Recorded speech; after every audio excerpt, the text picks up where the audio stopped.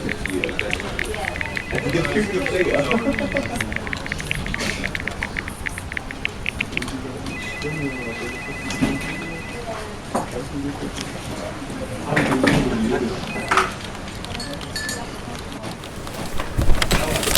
Hi. Hello.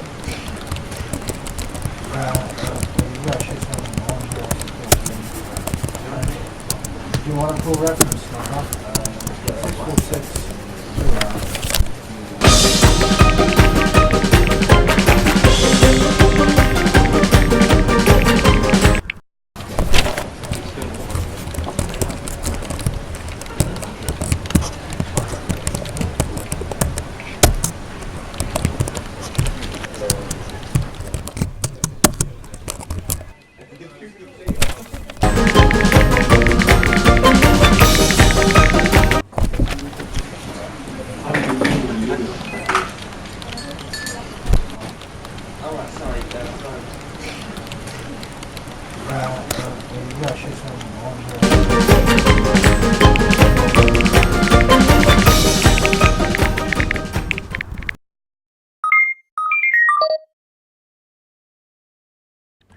Hi guys, this is Vishal here from WizGadget, and today we are going to look at the Samsung Galaxy Note 8, which is one of the most important flagship from Samsung to end the year. But it's also deeply burdened with a lot of questions. Is the battery safe? Does it offer enough over the cheaper Galaxy S8 and S8 Plus to make it worth the high price? Well, finally we have the answers. Samsung has amped up its safety testing and reduced the Note 8's battery size to avoid repeating the last year's fatal battery mistake, though we won't know if it's truly safe.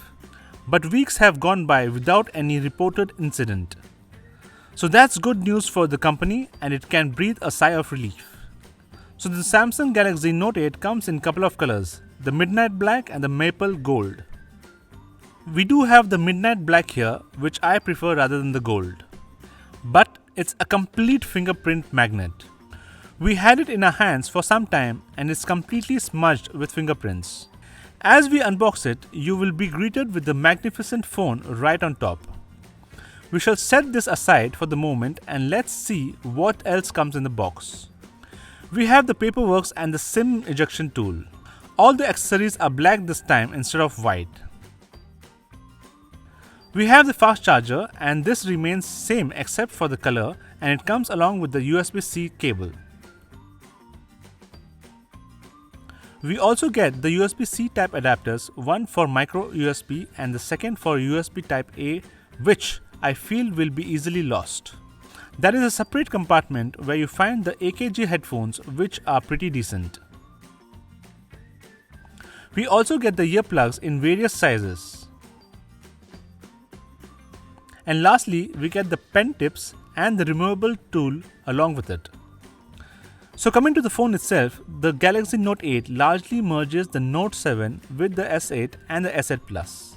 It's really good, but feels rehearsed instead of truly fresh. Samsung played it safe. As we unwrap the phone, you will be greeted with this massive display. As we turn on the phone for the first time, it will guide you through the procedure.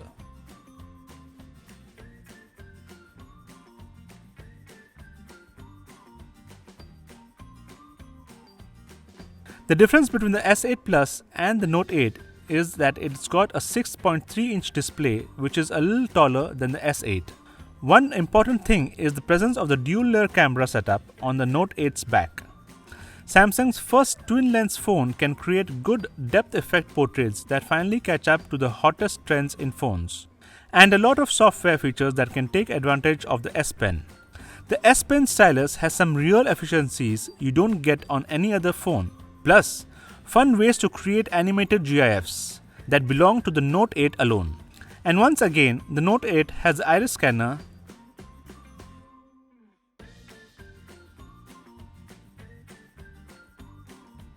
the face recognition,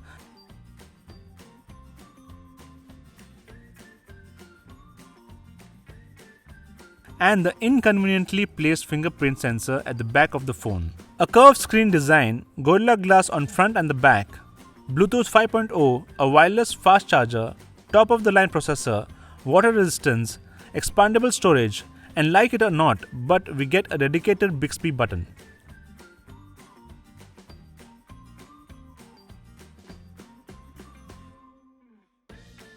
The big news, like all the phones this year, is the display, and the Note 8 is got the extra tall display with small bezels on top and bottom, with a resolution of 1440 into 1960. The screen has no problem under the bright daylight visibility.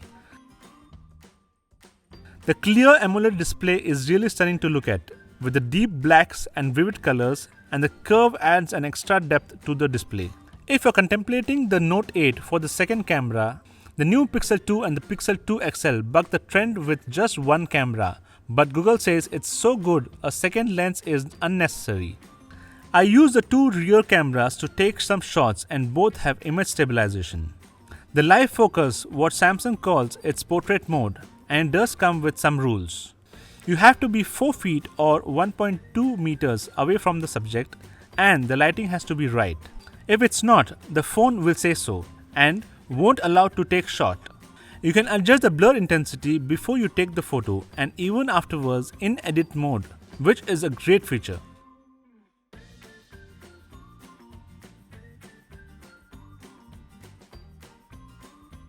In addition, the Note 8 automatically saves the wide-angle version of the picture as well as the artistic portrait, so you can hop back and forth between the two. Even with variable slider controls, the processing around the edges can be harsh and imperfect, but that's hardly unique to the Note 8. The same issue plagued the iPhone 7 Plus too. The technology will get better with each generation, but it might take some time. During my testing, the phone got plenty warm, but not dangerously hot, and not hotter than other phones I've used. Despite having the smaller capacity than the Note 7, battery life was great. Some activities and settings will drain the battery much faster, like streaming music, navigating with Google Maps, and setting the iris scanner to read your eyeballs without swiping first on the lock screen. As always, the S Pen is nicely integrated into the bottom, and you can eject it by pressing the top of it and it just pops out, and then you can just pull it out. So when the phone is unlocked and you eject the pen, first thing that pops up is the air command, where you can use in various ways, or if you don't want, then you can just click on the screen and it will minimize on the screen. It has a smart select mode where you would like to select a portion of the screen, make changes and save it.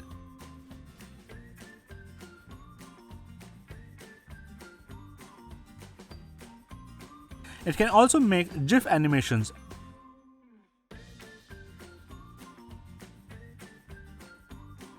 and translate words by just tapping on it.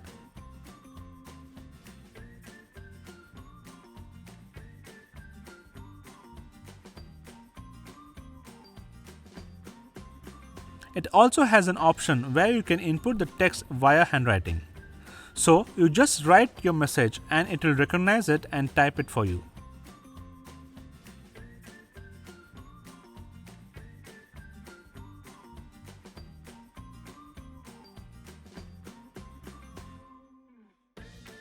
Here's something fun you can do. Write a message with the S Pen in glowing or glittering text.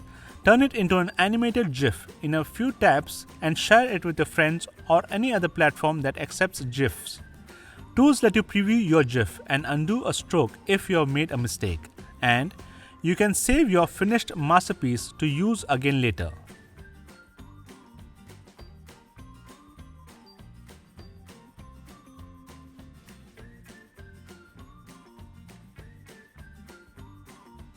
You can write notes on the lock screen called the screen off memo. You can now write up to 100 pages in a single note and pin it on the lock screen. It's useful, but would be better if Samsung made pages scroll smoothly instead of jerk, and if the Note 8 automatically repin notes you edit. As it stands now, if you make changes to the pinned notes, you have to save and pin again. If you don't do that, you lose your changes.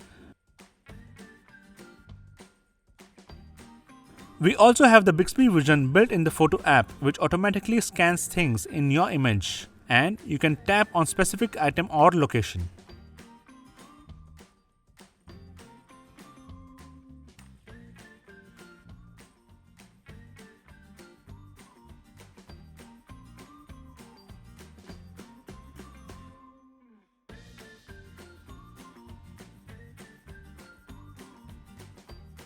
In the end, even though it's an expensive phone, less than the iPhone X at least, I think it's earned its price premium over the Galaxy S8 Plus with the stylus, dual camera setup and slightly larger screen.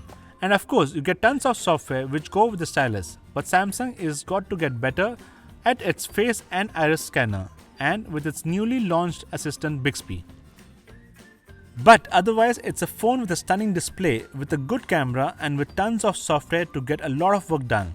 Makes this a powerhouse device for a lot of you guys out there.